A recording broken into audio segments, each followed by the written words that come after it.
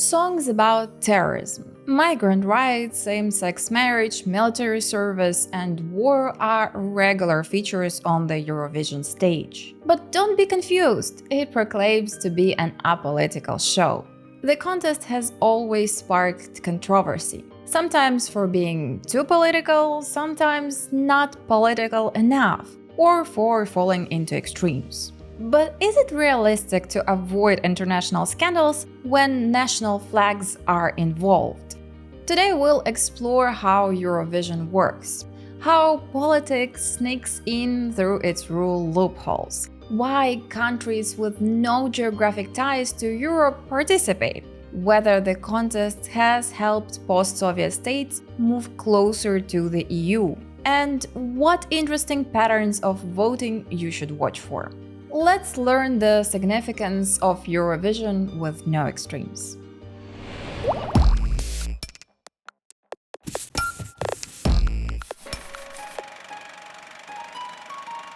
In recent years, Ukrainians have been criticized for politicizing Eurovision. However, every country views mass culture as a form of soft power, and the Eurovision was born out of politics. Its creation was rooted in the same post-World War II efforts as the formation of the UN and UNESCO, an attempt to unite nations and prevent future wars.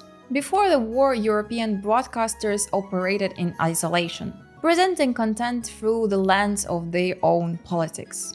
After the war, the dangers of such isolation became clear, leading to the formation of the European Broadcasting Union, an alliance meant to create shared content and values. Initially, broadcasts featured events like British coronations and papal blessings. But soon the EBU realized that to unite nations, they need something more engaging. And so in 1956, the Eurovision was born. The concept was inspired by Italy's Sanremo festival, which was not only entertainment, but a way to heal from Mussolini's legacy and promote healthy national pride. The EBU scaled this concept across Europe. The first contest had just 7 countries: Belgium, Luxembourg, the Netherlands, West Germany, France, Italy, and Switzerland, which hosted the event. And the victory of Switzerland, a neutral country, already sparked debate. Similarly, the choice of the first participant from Germany generated different interpretations. Schwarz was a Jewish man whose family had suffered in Nazi camps, leading some to view his participation as a denazification gesture, while others saw it as an attempt to whitewash Germany's past. The contest, meant to symbolize unity and peace, paradoxically invited the dictatorship of Spain and Portugal. Both used Eurovision as a tool for improving their image, tightly controlling who could represent them. In 1968, Spain's national selection of Catalan-language song was cancelled in favor of a Spanish-language one, a song that ultimately won, sparking accusation that the victory was bought to bolster Franco's regime. Meanwhile, Yugoslavia under Tito used Eurovision to promote open socialism and attract tourists, positioning itself as an alternative to the USSR. The Soviet Union, in turn, created its own contest, Intervision, which originally had a cultural focus and was organized in Czechoslovakia. However, after the suppression of the Prague Spring, the contest was moved to Poland and became a propaganda tool for the USSR. Even non-aligned states such as Cuba and Vietnam were invited to participate. This event was presented as a morally superior alternative to the Eurovision, but it operated under much stricter censorship. For instance, an act as simple as a Russian singer crossing herself on stage could have caused a significant scandal.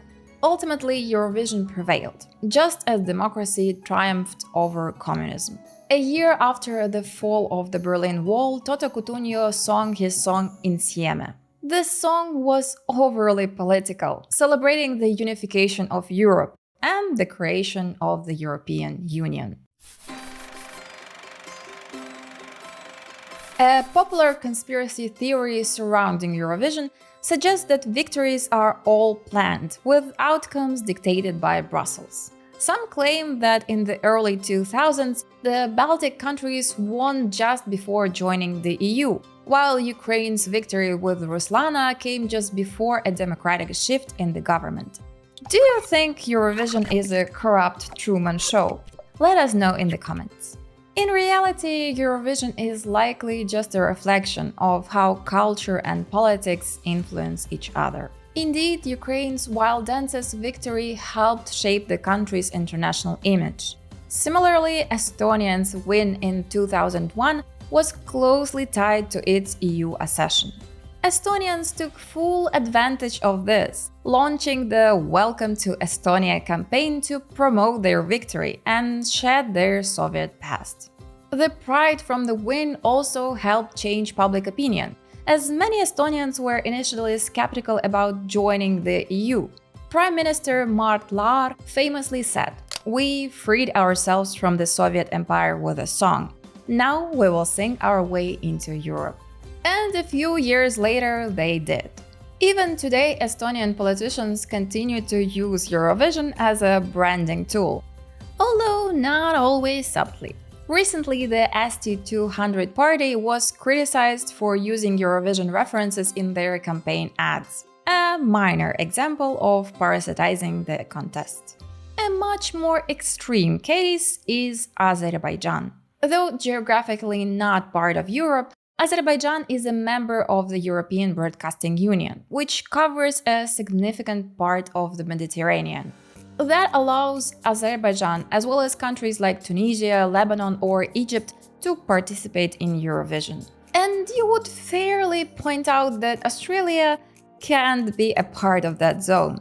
Indeed, it participates on special terms, claiming cultural affinity with Europe. Azerbaijan participation was fully used as a political strategy. Since 2008, the country has used Eurovision to promote itself as a reliable partner to Brussels, particularly in energy deals, while distracting from its human rights issues. Azerbaijan consistently ranks at the bottom of the Press Freedom Index, with most media under state control. Activists face repression, and when Azerbaijan won and hosted the contest in 2012, it became a showcase for corruption. The government spent 63 million oil euros on the event, forcibly evicting residents of Baku to make way for infrastructure. The Aliyev family profited from this, and the voting was suspected of being rigged. Despite activists' hopes that hosting Eurovision would draw attention to these issues, they were largely ignored.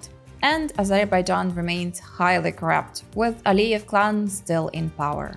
So yes, Eurovision can be used as a political tool to get closer to the EU. But some countries use it to develop, while others exploit it. And during wars and conflicts, the contest becomes an even greater battleground for soft power. The 2022 Eurovision final was dubbed the most political in history. But it wasn't the first time the contest became entangled in military conflicts. For example, in 1975, Greece withdrew in protest of Turkey's participation, following its intervention in Cyprus. In 1982, Spain performed an Argentine tango in the UK during the Falklands War. In 2003, many European countries gave England low scores because of its involvement in the Iraq War. But those weren't even the most scandalous moments. During the Yugoslav Wars, Bosnia tried to draw global attention to the siege of Sarajevo from the Eurovision stage.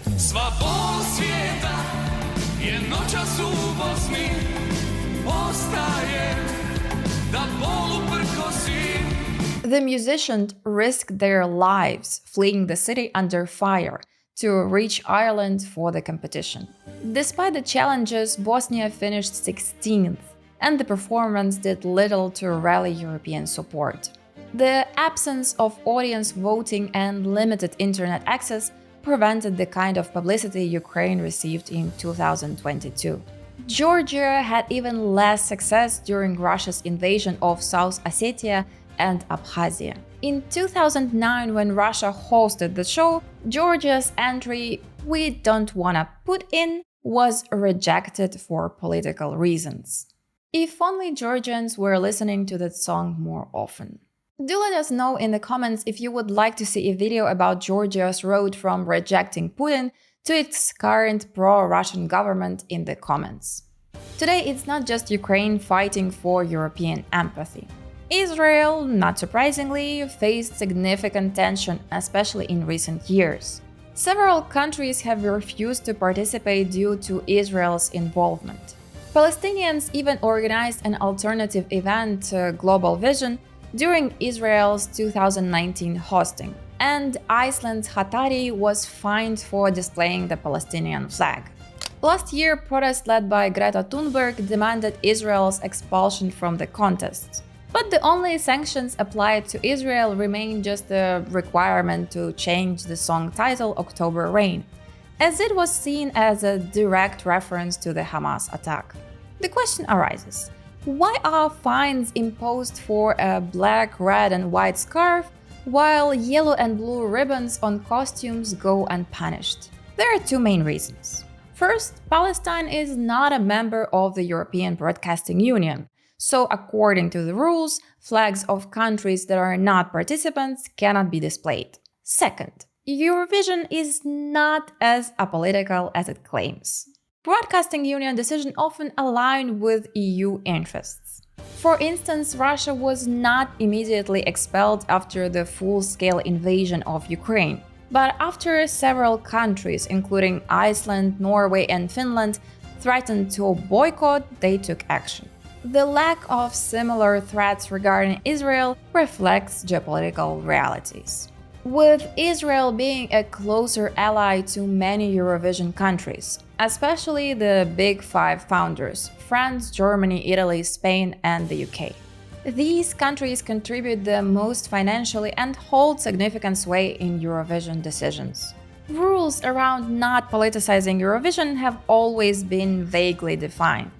While the rulebook outlines what constitutes impolite behavior, it does not give clear guidelines on respecting apoliticism. This leads to inconsistent decisions. For example, Ukraine's 2016 song, which referenced the 1944 deportation of the Tatars from their homeland by the Russian army, was deemed not political and historical. While Armenia's 2015 entry, which referenced the Armenian genocide, was censored. Fines are also imposed arbitrarily, with no set criteria for the severity of offenses.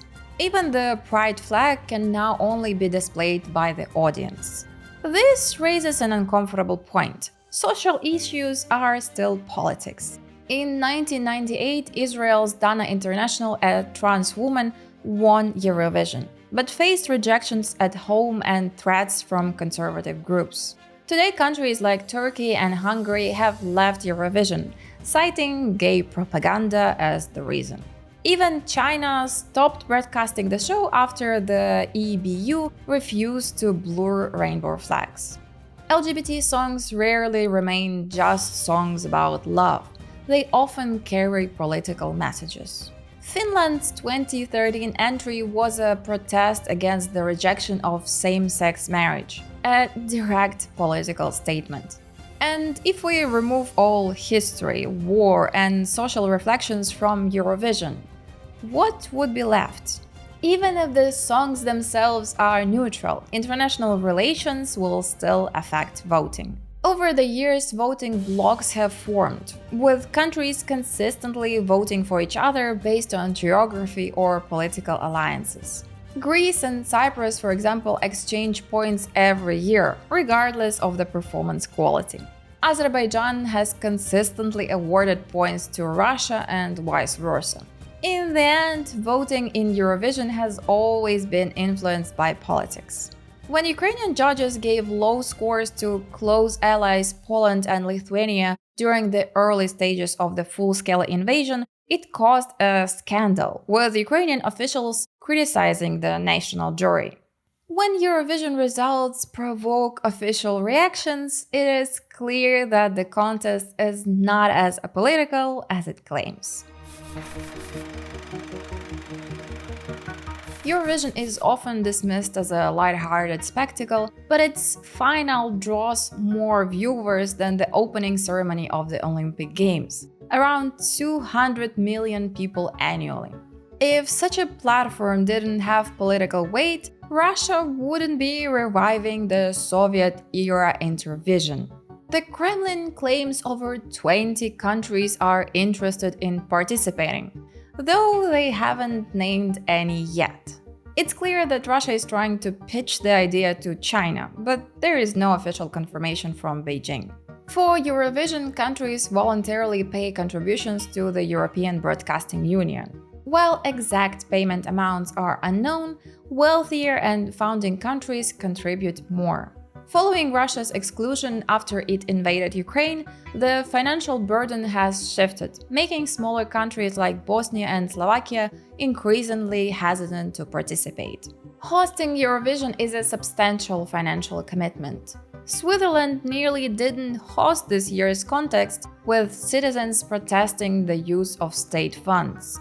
Their direct democracy system allowed voters to weigh in on such decision. And yes, hosting isn't a strict obligation. In 1963, France declined due to economic reasons, and Israel also passed on hosting after winning twice in a row. When Ukraine passed the hosting baton to the UK, it wasn't an unusual or uncomfortable decision. Liverpool profited significantly from the event, with an immediate £55 million return. Additionally, hosting increases the long-term attractiveness of cities to tourists. For example, Malmö and Copenhagen saw an increase in return visitors after their Eurovision years. So hosting is a gamble, really. If done smart, it can be profitable, or turn into a corruption festival with only a few winners and many losers.